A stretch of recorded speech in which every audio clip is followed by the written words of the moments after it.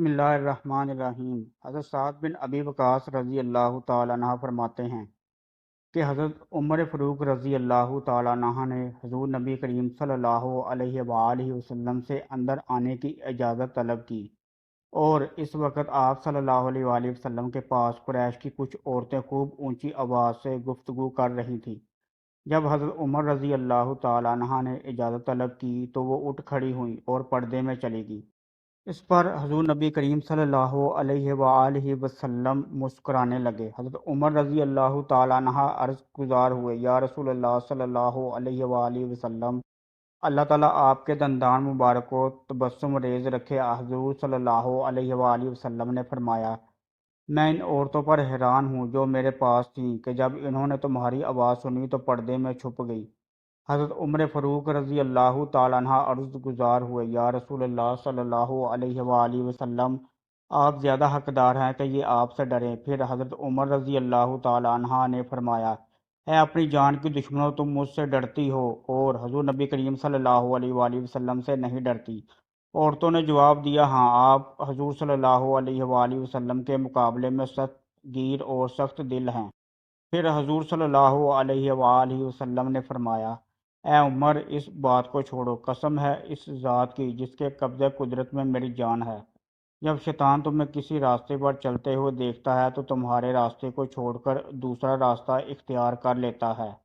اسی طرح حضرت بریدہ رضی اللہ تعالیٰ عنہ فرماتی ہیں کہ حضور نبی کریم صلی اللہ علیہ وآلہ وسلم ایک مرتبہ کسی جہاز سے واپس تشریف لائے تو ایک سیاہ فام باندی حاضر ہوئی اور عرض کیا، یا رسول اللہ صلی اللہ علیہ وآلہ وسلم، میں نے نظر مانی تھی کہ اگر اللہ تعالیٰ آپ صلی اللہ علیہ وآلہ وسلم کو صحیح سلامت واپس لائے تو میں آپ صلی اللہ علیہ وآلہ وسلم کے سامنے دف بجاؤں گی اور گانا گاؤں گی۔ آپ صلی اللہ علیہ وآلہ وسلم نے اس سے فرمایا، اگر تم نے نظر مانی تھی تو بجا لو ورنہ نہیں۔ اس نے دف بجانا شروع کیا تو حضرت ابو بکر صدیق رضی اللہ تعالیٰ عنہ آ گئے، وہ بجاتی رہیں۔ پھر حضرت علی رضی اللہ تعالیٰ عنہ اور حضرت عثمان رضی اللہ تعالیٰ عنہ کے آنے پر بھی وہ دف بجاتی رہیں، لیکن اس کے بعد حضرت عمر رضی اللہ تعالیٰ عنہ داخل ہوئے تو وہ دف کو نیچے رکھ کر اس پر بیٹھ گئی۔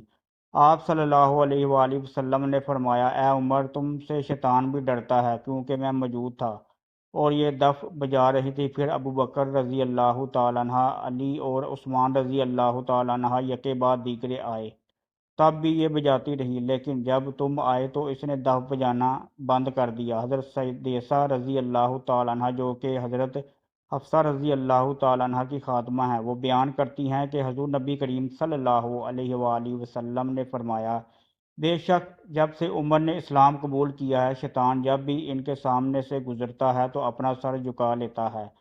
حضرت عبداللہ بن عمر رضی اللہ تعالیٰ عنہ سے مروی ہے، فرماتے ہیں کہ میں نے ایک اونٹ خریدا اور اسے چراگاہ میں لے گیا۔ جب وہ اونٹ موٹا ہو گیا تو میں اسے بازار میں فروخت کرنے کے لیے گیا۔ اس دوران حضرت عمر رضی اللہ تعالیٰ عنہ بازار میں تشریف لے آئے۔ انہوں نے جب موٹا تازہ اونٹ دیکھا تو دریافت کیا کہ یہ اونٹ کس کا ہے۔ آپ رضی اللہ تعالیٰ عنہ کو بتایا گیا کہ یہ اونٹ آپ رضی اللہ تعالیٰ عنہ کے صاحبزادے حضرت عبداللہ رضی اللہ تعالیٰ عنہ کا ہے۔ آپ نے میرا نام سن کر فرمایا، واہ واہ، عبداللہ کے کیا کہنے، وہ تو امیر المومنین کا بیٹا ہے۔ حضرت عبداللہ بن عمر رضی اللہ تعالیٰ عنہ فرماتے ہیں، اس دوران میں بھاگتا ہوا آپ کے پاس پہنچا۔ آپ رضی اللہ تعالیٰ عنہ نے مجھ سے دریافت کیا کہ یہ اونٹ کیسا ہے۔